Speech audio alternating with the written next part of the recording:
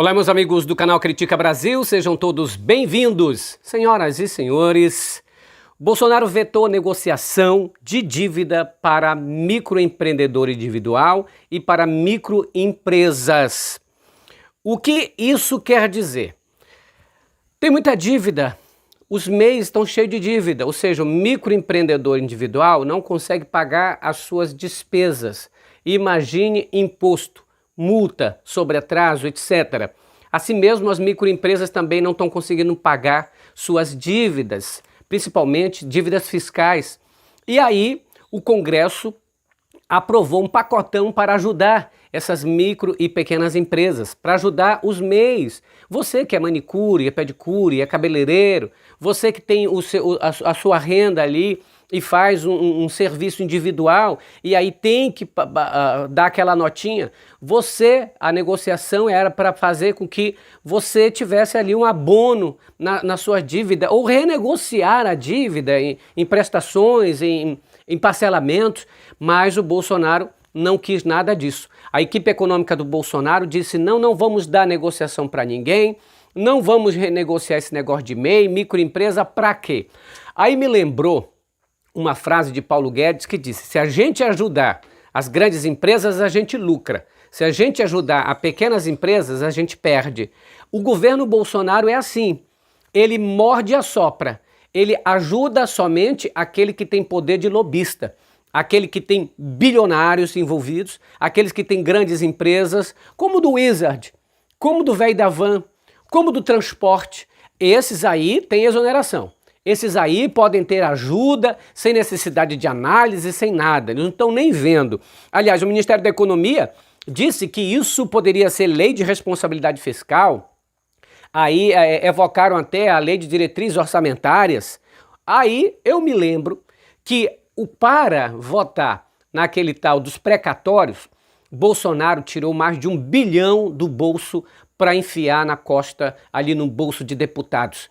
Sabe quanto que isso geraria de uma dívida ou mesmo de um perdão? 600 milhões. Metade do que o Bolsonaro deu para deputados e senadores votarem nos precatórios. Ou seja, quando é para ajudar os bilionários do país, as grandes empresas, aí tem dinheiro, aí vale furar teto de gasto, vale tudo.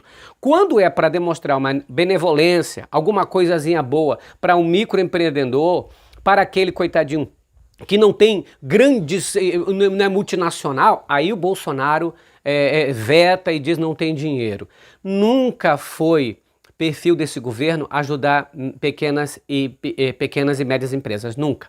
O negócio deles é lobista, é aquele que pode injetar milhões numa campanha eleitoral, é aquele que tem lobista, é aquele que tem senador por trás, é aquele que tem deputado por trás. Isso é um tapa na cara do microempreendedor, daquela pessoa que tem uma loja, daquela pessoa que tem 3 lojas, daquela pessoa que tem uma lanchonete, daqueles que trabalham duro e estão vendo que apertou na pandemia. Mas o Bolsonaro não é capaz de ajudar os micro e pequenos empresários e nem sequer ao MEI, ao microempreendedor individual, pô. É sacanagem tremenda, veta um projeto como se fosse acabar o governo dele se desse algum benefício a essas empresas. Aí agora ele fez uma sacanagem que eu quero falar para você, bolsonarista. Para você, empresário que vive aplaudindo o Bolsonaro, que é dono de restaurante, que também paga o simples, que ao invés de ter ali uma ajuda do governo, tem arroxo. Deixa eu falar uma coisa para você. O Bolsonaro, para enganar para enganar tipo de gente que ainda apoia ele, para dizer, ele não queria, ele estava fazendo a live e para dizer que ainda não tinha começado, inicia aí que eu vou falar um negócio. Gente, pelo amor de Deus. Aí ele inicia falando o seguinte, poxa, bem que eu queria ir aprovar, mas não dá, né? O cara quer que eu desaprove o simples e tal. Para dizer que ele não estava no ar. O que isso tem valor? Tem valor de uma nota de R$3. É uma falsidade, uma vagabundagem. Ele sabia que estava no ar e fez isso para dizer que era a favor. Mentira. Quando a pessoa quer, ela faz. Assim como fez para as empresas rodoviárias. Assim como fez para N empresas que perdoou milhões, assim como fez para o Neymar. Quando é para ajudar os amigos dele, tem dinheiro. Quando é para ajudar a população de modo geral, as pequenas e médias empresas que geram muitos empregos no Brasil, ele não ergue uma palha. É falso, é mentiroso. Se fosse grandes empresários como o velho da van, bilionários, que podem injetar dinheiro na campanha dele, com certeza ele lá ia perguntar de lei de orçamentária. O Bolsonaro, pelo amor de Deus, me poupe. Mas aí, essa é a estratégia dele, mostrar para a gadaiada que ele queria, fez de tudo para fazer. Mas olha como não deu. Mentira. Quando quer, faz. Porque esse dinheiro aí não foi nem a metade do que ele gastou para comprar votos lá, para a questão lá dos precatórios, lá na Câmara dos Deputados. Quem não está lembrado? E o orçamento secreto? 40 bilhões para aí tem, mas 600 milhões não tem.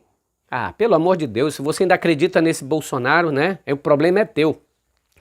Olha, a estratégia contra a Omicron do Ministério da Saúde está chamando a atenção do mundo todo.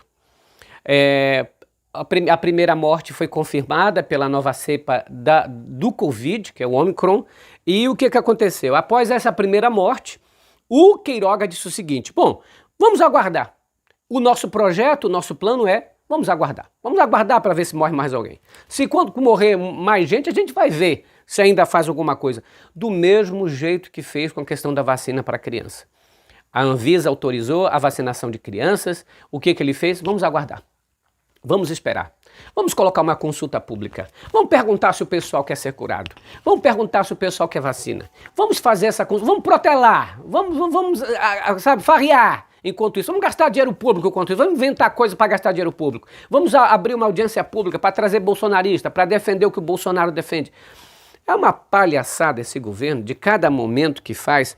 Aliás, questionado pela CNN sobre os documentos vazados pela deputada Bia Kicis, criminalmente, que deve ser processada por esses juízes, o Supremo Tribunal Federal deveria mandar essa deputada para a cadeia.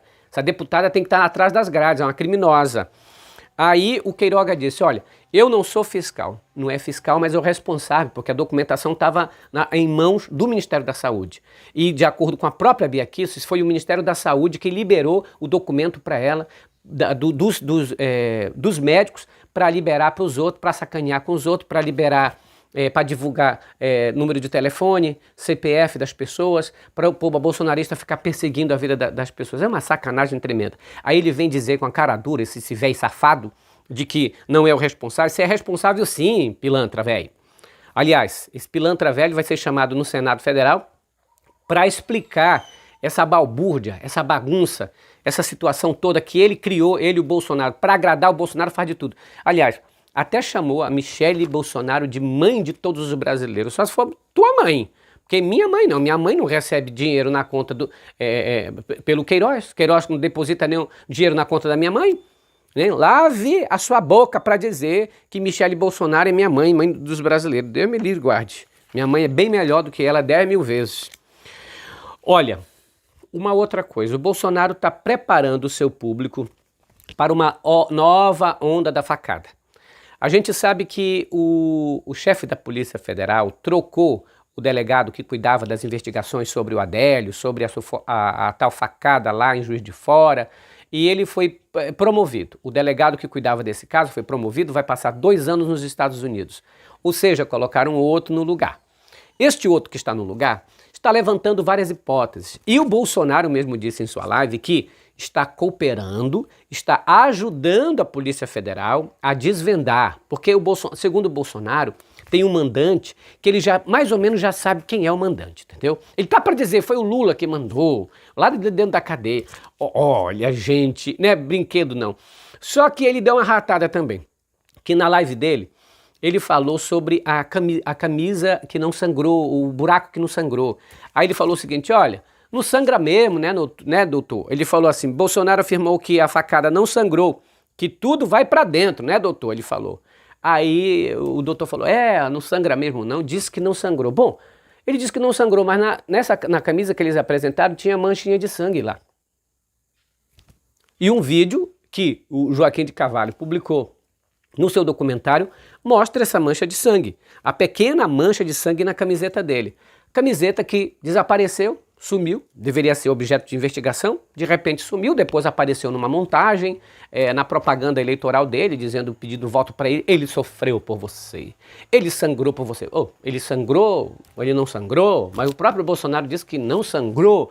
Mas enfim, gente, essa situação do Bolsonaro, dessa facada, ele ainda vai fazer a gadaiada o tempo todo, acreditar que ele foi perseguido, de que alguém mandou matar ele, mesmo a gente sabendo que no século XXI ninguém hoje em dia, principalmente partidos ou políticos, contratam uma figura grotesca, que não é um assassino profissional, que é um doente mental, para, com uma faquinha, tentar matar um candidato a presidente da República. Ninguém faz isso no mundo moderno. Está aí a morte do presidente Kennedy para dizer. As pessoas, quando mandam matar, é uma encomenda, elas mandam matar efetivamente. Não ia ficar vivo para contar a história, não. E era de arma, né?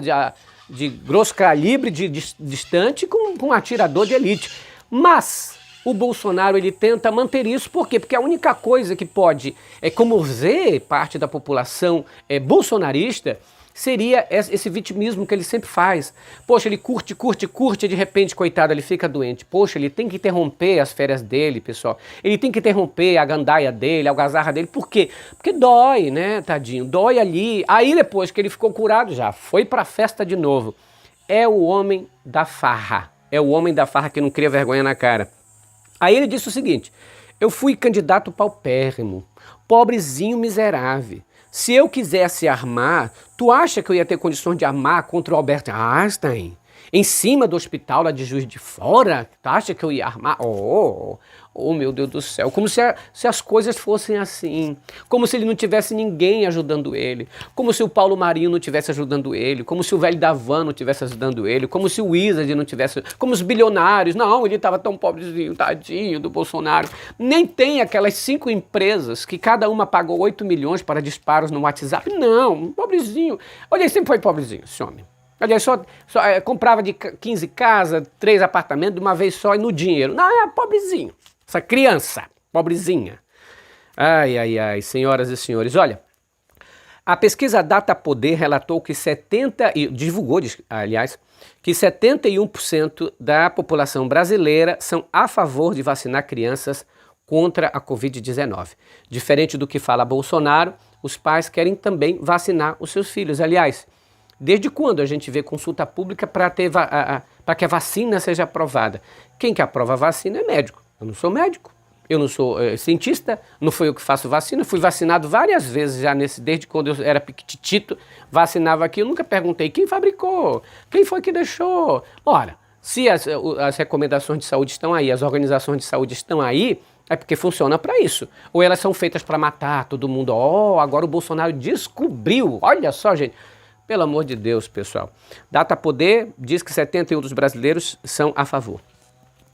E olha, em editorial no Jornal Nacional ontem, na quinta-feira, o Jornal Nacional, né, arrebentou com Bolsonaro, lido ali pelo William Bonner e a Renata Vasconcelos. Eles falaram ali do tintim por tintim a culpa de Bolsonaro sobre a pandemia, a culpa do Bolsonaro também nessa irresponsabilidade da situação das crianças. Além de ele desinformar a população, ele joga um contra o outro e o tempo todo de uma forma eleitoral. O Jornal Nacional, nesse editorial, falou o que deveria ter falado contra o Bolsonaro. Poderia apresentar todos os dias essa questão, as falas dele e muito mais para as pessoas perceberem quem é. No mundo onde a internet não chega em todos os lugares, o Jornal Nacional ainda é uma amplitude geral. E arrebentou o Bolsonaro ali nesses absurdos falados no editorial do Jornal Nacional. Olha, senhoras e senhores, Critica Brasil falando a verdade, doa em quem doer. A gente volta mais tarde. Como é? Esmaga nesse like e compartilhe o vídeo. Tchau, pessoal. Grande abraço.